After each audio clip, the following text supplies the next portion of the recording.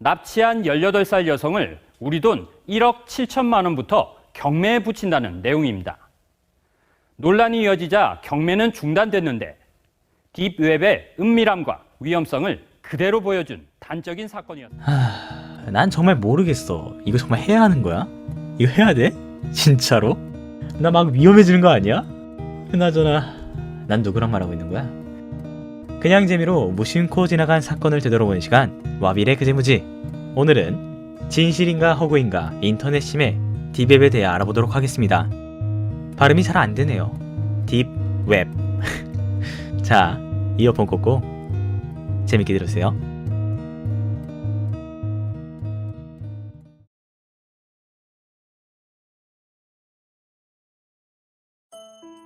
우리들은 무언가를 검색할 때 네이버, 구글, 다음과 같은 포털 사이트를 이용합니다. 그리고 이런 검색 결과로 우리들은 원했던 정보 말고도 더 많은 정보를 알 수 있게 되죠. 그래서 예로부터 우리들은 인터넷을 정보의 바다라고 표현하곤 했습니다. 그런데 가끔씩 이런 생각이 들더군요. 인터넷이 정보의 바다라면 실제 바닷속, 우리가 모르는 심해라는 공간이 있듯이 인터넷도 그런 심해가, 그런 숨겨진 공간이 있지 않을까 라는 생각이 말이죠. 그런데 그런 공간은 실제로 존재했습니다. 딥웹이라고 불리는 이 공간은 검색 엔진에서 검색되지 않는 그런 정보들이 모인 공간을 말합니다. 쉽게 말해 검색으로는 찾을 수 없는 비밀스러운 정보들이 모인 공간이라는 것이죠. 그런데 딥웹이라고 해서 별다른 것은 없습니다. 여러분들도 이미 딥웹을 사용하고 있거든요. 예를 들어 온라인 뱅킹, 카카오톡, 이메일, 스카이프 메신저 등과 같은 것도 본인 말고는 그 누구도 내용을 알 수도 검색할 수도 없기 때문에 따지고 보면 여러분도 알게 모르게 딥웹을 접하고 있었다는 것입니다. 네, 알고 있습니다. 여러분들께서 원한 건 이런 재미없는 딥웹이 아니라는 것을.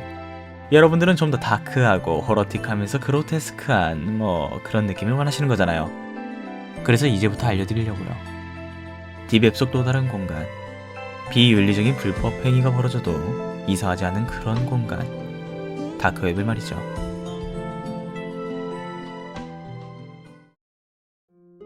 다크웹이란 딥웹의 일부분으로 특정한 허가가 있어야 접근 가능한 다크넷들의 모임을 말합니다. 말이 조금 어렵네요. 좀 더 쉽게 말해서 딥웹과 마찬가지로 검색이 안 될 뿐더러 히든 서비스까지 가진 토르, I2P, 프리넷과 같은 다크넷들의 모임을 말합니다. 아직도 애매하죠? 그러면 일단 가장 유명한 다크넷인 토르를 살펴보도록 하겠습니다. 토르란 익스플로어, 크롬, 파이어폭스와 같은 인터넷 브라우저입니다.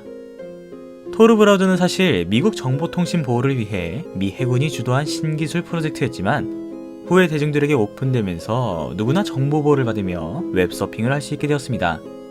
다시 말해 토르 브라우저를 사용하면 자기가 무슨 말을 하든 무슨 짓을 하든 자기의 위치와 정체를 숨길 수 있다는 것이죠. 때문에 독재 정권 혹은 언론 통제를 받고 있는 제3세계 사람들과 각종 내부 고발자들이 애용하곤 했습니다. 그런데 이 부분이 바로 흥미로운 점입니다. 추적이 어렵고 익명성이 뛰어나면 우리들은 쉽사리 하지 못했던 이야기를 할 수 있게 됩니다. 하지만 쉽사리 하지 못했던 일도 할 수 있게 되죠. 2014년 10월 실크로드라는 온라인 시장이 FBI에 폐쇄되었습니다. 사이트의 폐쇄 이유는 마약 판매 때문이었죠. 그런데 놀라운 점은 이 사이트는 마약을 몰래 판 것이 아니라 대놓고 마약만 팔았다는 것입니다. 조사 결과 실크로드는 2011년 2월부터 2013년 10월까지 약 12억 달러라는 어마어마한 수익을 거뒀고, 이런 다크넷 마켓의 존재는 미국 뉴스에 방영될 정도로 매우 엄청난 사건이었습니다. 그런데 아이러니하게도 다크넷과 관련된 뉴스가 방영된 이후 토르 사용자가 더 늘었다는 것입니다. 이는 다시 말해 다크넷 사용자가 더 늘었다는 것이죠.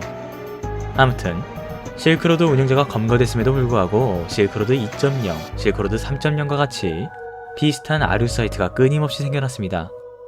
그런데 문제는 누가 만들었는지를 알 수가 없었고 실크로드는 다크넷에 존재하는 수많은 마약 판매 사이트 중 겨우 하나였다는 것이죠. 2007년 8월 24일 일본 나고야시. 퇴근하던 31세 여성 이소가이 리에 씨가 납치되어 살해당한 채로 발견되었습니다. 범인들은 리에게서 돈을 빼앗은 후 머리에 비닐봉투를 씌워 망치로 수십 차례 내리쳤습니다. 그렇게 영문 모를 사람들에게 납치되어 살해당한 리에의 시신은 야산에 버려지게 되었죠. 그런데 독특한 일이 일어납니다. 자칫 수사가 길어질 수 있는 상황에서 경찰에게 전화 한 통이 오죠. 저는 나고야 살인사건 범인 중 한 명입니다. 경찰이 협조할 테니 감형시켜줄 수 있습니까? 사형당하기 싫어서 경찰에 협조한 공범의 증언으로 인해 칸다 츠카사와 두 명의 공범들의 범죄라는 것을 알아내게 됩니다. 그런데 여기서 믿을 수 없는 일이 밝혀집니다. 범행을 함께한 칸다 츠카사와 두 명의 공범들은 서로 안면이 없었다는 것이죠. 신문사 영업직원이었던 칸다 츠카사는 불법 웹사이트 야미사이토에서 자신과 범죄를 함께할 공범을 모집했고 실제로는 만난 적도 없는 사람들끼리 온라인으로 범죄를 계획했던 것이죠. 하지만 문제는 함께한 사람들이 장난식으로 서로를 속이는 상황으로 끝난 게 아니라 실제로 행했다는 것입니다.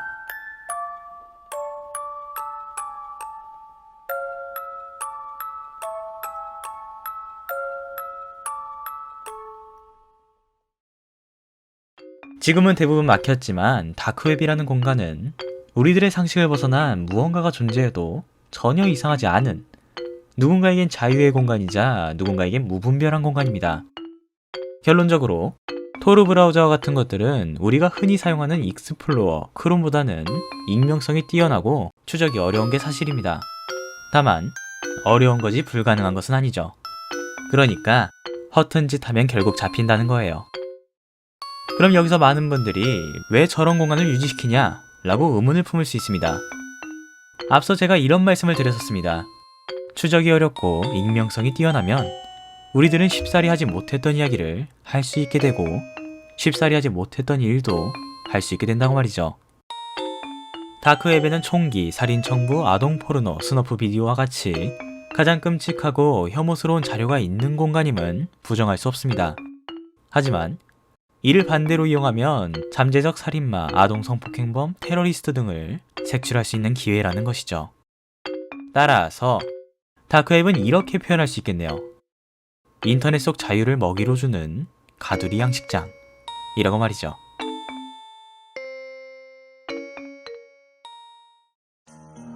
세상 모든 정보가 그곳에 있다, 접속하자마자 바이러스에 걸린다 등과 같이 세간에 알려진 딥웹 후기는 과장되고 중이병스러운 게 너무 많습니다. 하지만 저는 그런 이야기를 좋아해요. 아무튼 사실 이건 안 하려고 했는데 그래도 오늘의 소재가 딥웹이니까 딥웹에 있었다던 기괴한 영상 몇 편을 준비해봤습니다. 참고로 굳이 시청을 권하진 않겠습니다.